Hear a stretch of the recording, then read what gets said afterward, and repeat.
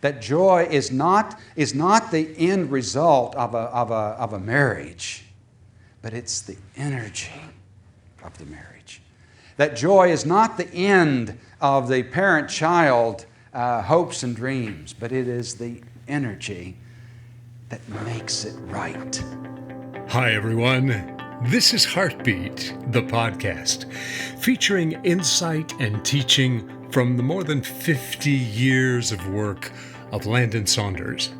On today's episode, we join Landon as he's working with a leadership team, and they're wrestling with the question, what is life for? Now, here's Landon. The thing that we want to cut quickly to tonight is this theme of life. How not, as Robert Haas, the poet laureate, said recently, it's how not to lose our lives while we are yet in them, or how to be conscious of our lives while we're yet in them. There is this business of breathing, and then there's the business of life. There's the business of biological life, which can give us some problems with disease and other kinds of illness. And then there's this other issue that goes to the meaning of one's existence. And at a time when everything is changing as rapidly as it's changing now, the question is increasingly raised. What is the weight and value of a human life? What does it take to give a life meaning? What can I do to ensure that on the last day of life I'll feel really great about my life? I thought that I was on a last day myself in 1987, and I had to face that question myself with a heart attack. How do you feel about your life? I was 49 years old, and it seemed that shouldn't have happened to me, and yet it was, and it did. And I had to ask, how do you feel about your existence? And I felt, incidentally, really terrific. I had a lot of things undone, but I had already discovered the secret of living every day as if it's the last. And I've tried to live every day as if my work would be finished if that were my last day. And it's just made all the difference in the way I can see my day and the way I can see other people and the way I see the world. And it's not an esoteric matter. It's something that we can really do. It is a thing, indeed, that can be practiced. Now, the chronology of a person's life isn't very long, is it? We're all familiar with the poets. Life is a vapor. It's here for a little while and then it's gone. But isn't it amazing what all can go wrong between birth and death? It is a long journey, is it not? There are so many places that a human being can get off track. So many places. Today, I think that's complicated in that we're living in a time when people are less sure about what the track is than they've ever been, or whether there is a track that one can get off, because we no longer have a core or a track that is common to every single one of us. We've become increasingly pluralistic society. We've become increasingly open to various points of view, whether they're humanistic points of view or theological points of view. There has been a growing diminishment of self-esteem in Western society in particular. Just the sheer weight of technology itself, just technology itself has had one of the effects of it. While it's made our lives so much easier, it hasn't necessarily made our lives qualitatively better, and has had the effect, because machines and tools and computers can do so much, that people are increasingly pointing to a negative effect in terms of how we think about ourselves and our value. Science has done the same thing. Science has revealed so much about human life and about biological life that the effect has been that we're no longer quite sure that we're really the center of this thing anymore. But at any rate, all of those things, I think, raise this serious question about what a life really is.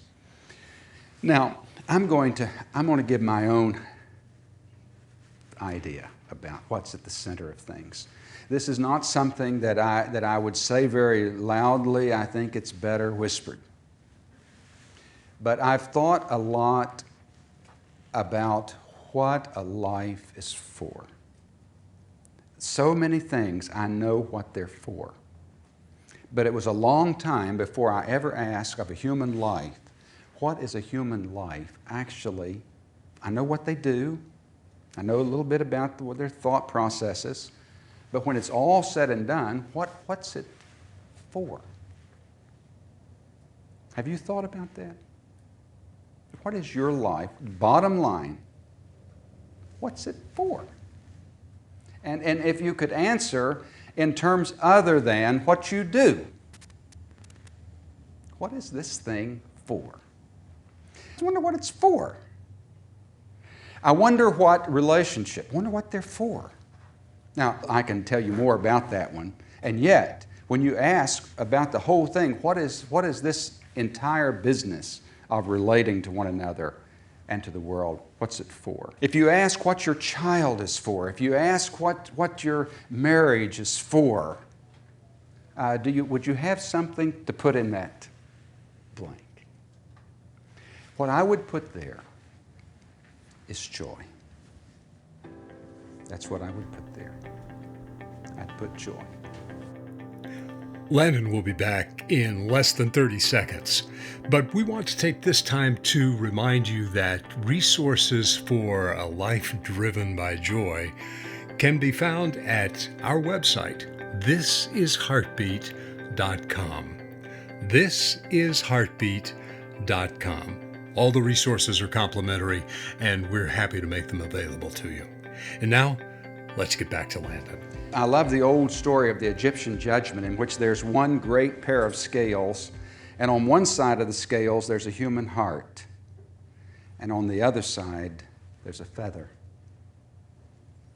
And if the feather doesn't outweigh the heart, the person is lost.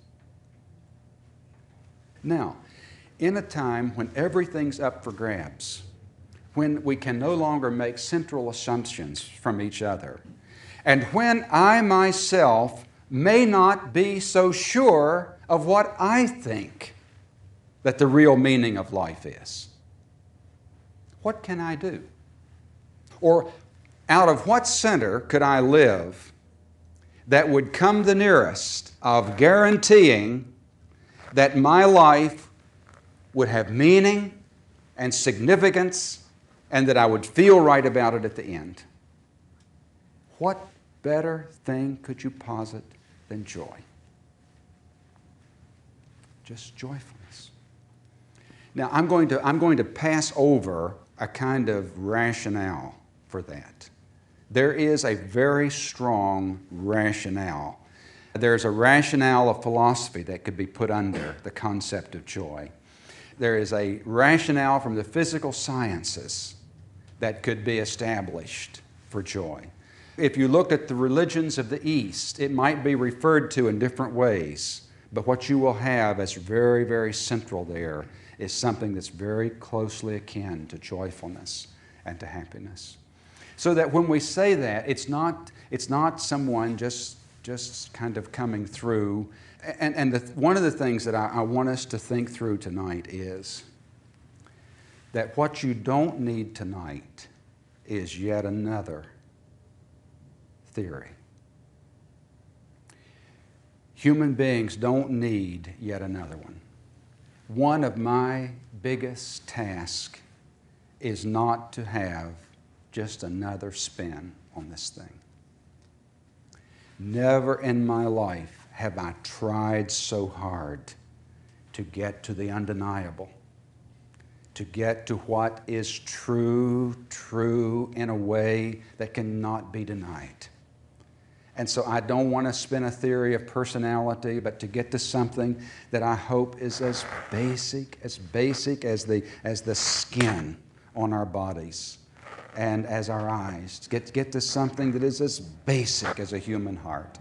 And I think that joy is one of those things that is just simply that basic. And that's why we're positing it at the center of things. Now, there are two ways to go with this. I'm positing joy. What would be the opposite of joy? Sadness. What else? Fear. Grief. Pain. Now, we're all operating from some center, are we not? And if we're not, we want to be. We want some kind of organizing principle. Years ago, I picked up a Life magazine, and on one double-page spread, there was a big no, big letters, and on the other page was a big yes. And across the top, it said, if life had one question, what would the answer be? Yes or no? And Samuel Beckett said the answer is no. Life is awful. Grimace and bear it. On the other page, Isaac Singer said the answer is yes. Life is God's novel. Help him write it. You know? Now, those are two views, aren't they? And regardless of where one comes from in the course of meaning of life, you get down really fundamental, really basic, and this we're operating as a couple of real possibilities. Now, if I posit joy there, then I think I need to add this. Is joy an end? Or is it the process? Do I work to achieve this place in life in which I'm operating out of joy? Or is joy there like a water table? Is joy the water table of the human heart? Is joy there in the same way the water table is there? Now, if joy is there, if it is there, if I cannot add to it, if I cannot diminish, if it is not dependent on me, if it is not dependent on my behaviors, if it's not dependent on my mind, if it's not dependent on my ability to reason and to perform, if it's not there for any, but if it's just there, then it becomes certainly an option for the center out of which I can work. What we're going to posit tonight is that joy is not an end. You don't have to do anything to get there. Dostoevsky said, there is only one reason that a human being is not happy, and that is because they do not know that they are happy. They don't know that they're happy. And we would work with all of our hearts tonight, you with me and I with you, to get us conscious and aware and awake. And isn't it, after all, isn't sleep the enemy of life? Sleepfulness. Otherwise, maybe known as boredom. Sir Walter Raleigh said that human population's made up of two great hordes, the bores and the bored. You know, that today, with the kids, sometimes it's a real task to get them to wake up, isn't it? There are so many messages cascading upon our hearts. So many messages, so many words, so many ideas, so many books, that it's hard not to get immunized from the discussion, isn't it? Just inoculated from the whole thing. To meet a person who is awake, to get a person who's just bristling alive with wakefulness and consciousness is a wonderful thing. That's what it takes to get to something like this. And to see it not as an end, but to see it as the energy. That joy is not the end result of a marriage, but it's the energy of the marriage. That joy is not the end of the parent-child hopes and dreams, but it is the energy that makes it right. Those of you who are single but have a friend, would it be okay if the friend had a little bit more joy? If you're married, would it to the husbands, would you mind if your wife had a little more joy? Would anybody object to that? Or would you object if your husband had just a little bit more joy? Would that make anybody real sad and unhappy? You ask the children, would it be all right? Would any of you object if your parents had just a little bit more joy? And boy, especially if they're teenagers, there's a big screen. Could there be a little bit more joy? Could we stand just a little bit more joy? You see, there's something that is self-evident about joy. Joy is the energy. It's not the end. Well, the takeaway from today's podcast, joy is the energy, not the end. Thanks for joining us. And we want to remind you that there are additional materials that deal with this idea of a life driven by joy available for you absolutely free of charge if you'll visit the website thisisheartbeat.com. And if you appreciated today's content, we'd appreciate it if you would rate and review the podcast wherever you get your material. Until next time, this is Heartbeat, the podcast.